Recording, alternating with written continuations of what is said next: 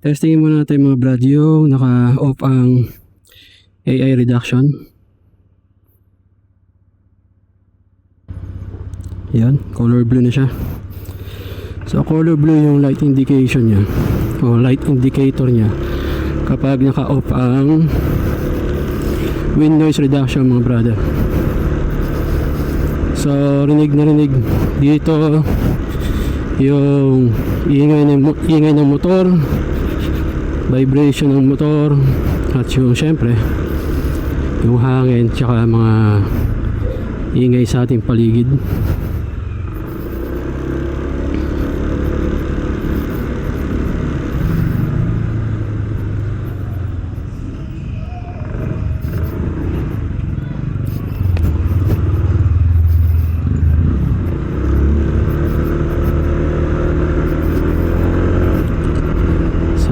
Habang tinetesting natin itong, actually pangalawang testing na natin to mga brad,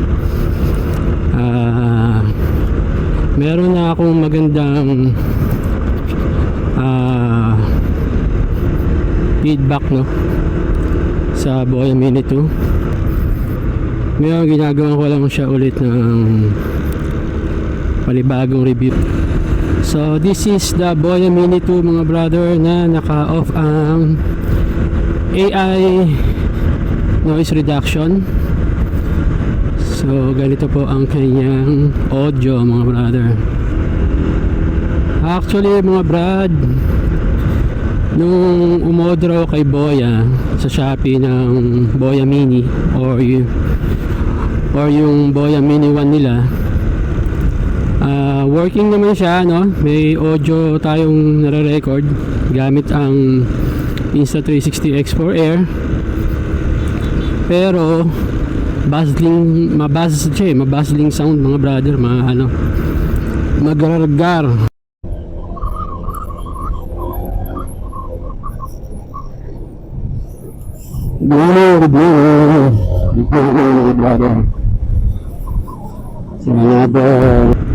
So dito mga brother ay maganda, mas maganda ang audio na binibigay ni Boya Mini 2 mga brad no? Honestly, nag-comment ako ng hindi maganda sa Boya dun sa Shopee, at yun nga, nasabi ko nga na basagan tunog niya. Then ang kinamalupitan nun mga brad, nung nag-reply po si Boya sa akin, sinendan po nila ako ng napakalaking voucher discount. Ang presyo po ni Boya Mini 2 is nasa 2,000 plus, lalo na dito sa sa premium charging case nila. Mas mahal siya compared sa matte black. So binigyan po ako ng 2,000 plus na voucher ni Boya, at ang binayaran ko na lang is parang shipping na lang niya no? From China, nasa halagang 300 plus mga brad. 300 plus lang yung binayaran ko para dito sa Boya Mini 2 mga brother.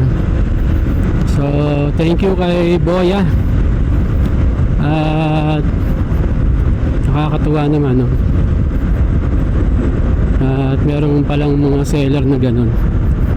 Actually pinakita ko nga sa wife ko, natuwa, nagulat din napawaw talaga kami dalawa pwede pala yung ganun, di ba? So ngayon gumagawa ako ng video para pambawi no sa binigay na napakalaking discount ni Boya. So ito po ang Boya Mini 2 again na naka-off ang AI noise reduction. Si Boya Mini 1 or Boya Mini is hindi po AI noise reduction yung meron siya. Is meron siyang noise reduction pero need mong pindutin yung button para sa specific na level ng noise reduction na gusto mo no? Tapos itong Boya Mini 1 and Boya Mini 2 is meron din siyang ano no, AI voice changer. May iba yung boses mo to parang deep voice and parang chipmunks voice, and syempre yung pangatlo is yung original boses mo no.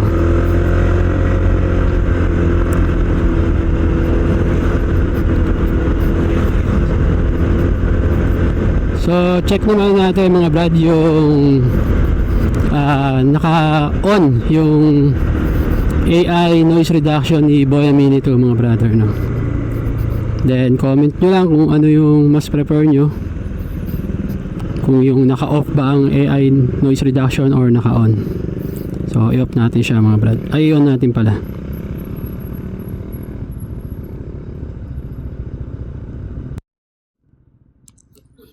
So yan mga brad, at naka-on ang ating AI noise reduction.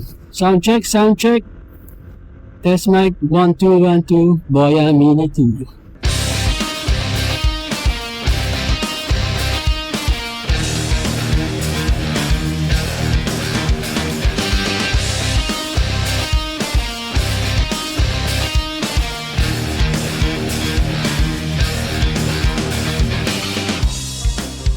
See the colors, they swirl around you.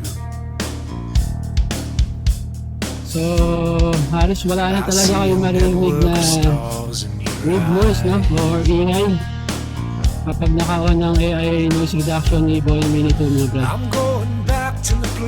Compared dun sa naka-off na talagang rinig mo yung hangin tsaka yung ingay ng motor, vibration ng motor at santo hindi sa paligid natin. So ito, dito tayo sa maraming sakyan, maraming tao.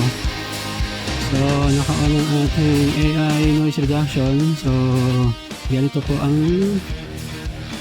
audio natin. Klaro pa rin ba boses ko mga brother? Or hindi na? Yung pinaka microphone nga pala ni Boya Mini 2 mga brad, or kahit si Boya Mini or Boya Mini 1 is nasa 5 grams lang po siya no. So napakaliit at napakagaan mga brad. So sa akin is although meron siyang clip, naka-clip po siya sa aking sa strap ng aking chin mount para sa aking action cam.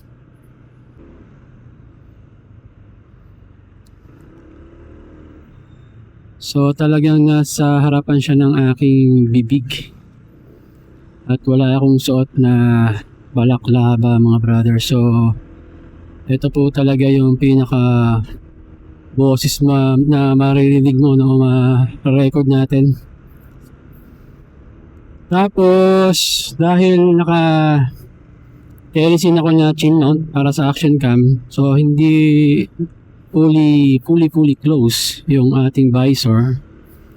So may konting hangin na pumapasok no. May konting whistle ako naririnig. Hindi ko lang alam kung kaya siyang burahin no ng AI noise reduction ni Boya Mini 2.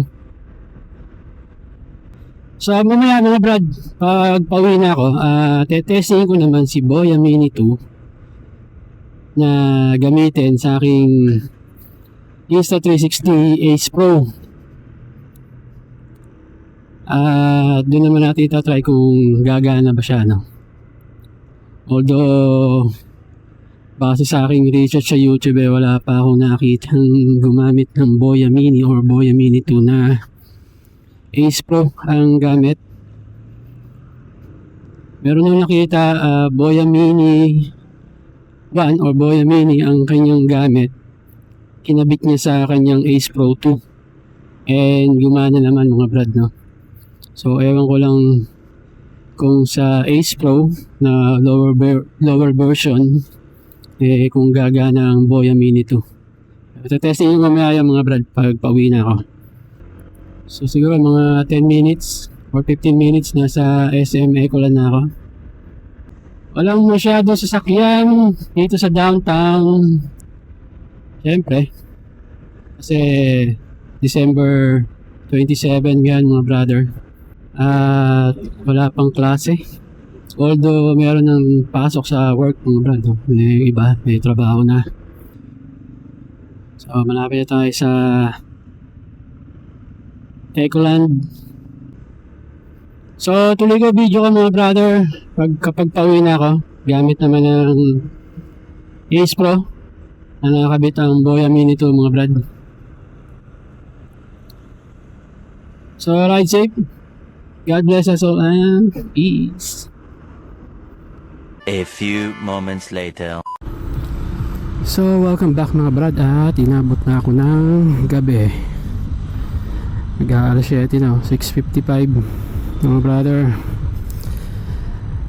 At yon, so sabi ko testing ko sana si Boya Mini 2 sa aking Insta360 Ace Pro. Pero hindi pala siya pwede. Hindi pwede si Boya Mini and si Boya Mini 2 sa Ace Pro mga brad. So sa Ace Pro 2 lang talaga siya masabi nating fit na pwedeng gamitin.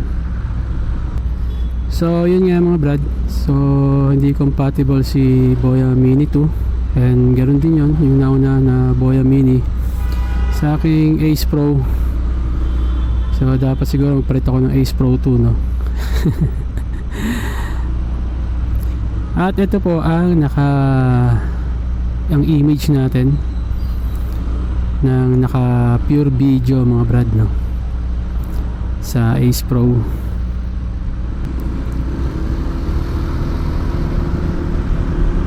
So yun, testing natin si Boya Mini 2 sa X4 Air at yun, goods naman siya. Quality naman ang kanyang audio and for me is okay na So bakit nga ba hindi si Insta360 Mic Air ang binili ko para maging external microphone ni X4 Air? Dahil po medyo pricey po siya. Una, yun po number one is medyo pricey. Pangalawa po ay isa lang po yung kanyang receiver I mean isa lang po yung kanyang microphone. Hindi kagaya ni Boya Mini 2 na dalawa na po yung kanyang microphone mga brad. At syempre mas cheaper price, mas mura-mura siya mga brad. At lalong mura kasi nga napakalaking discount o voucher ang binigay sa akin ni Boya mga brad So ang masabi ko lang po, thank you Boya, thank you Shopee sa napakagandang Boya Mini 2 na ipinagkaloob nyo po sa akin.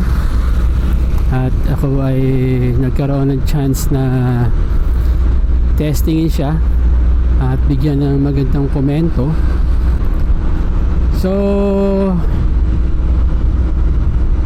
kapag babiyahe ko na gagamitin ko sa X4, so panigurado gagamitin ko siya at meron na tayong magandang audio So ano ba mas maganda, yung may naka-off ang noise reduction or naka-on ang noise reduction? Siguro it depends sa akin kung ano gusto kong i-upload, kung rinig ba yung nature background sounds natin or mag-stick lang tayo sa yung boses lang ang narinig So yun mga brad, ride safe, God bless us all and peace.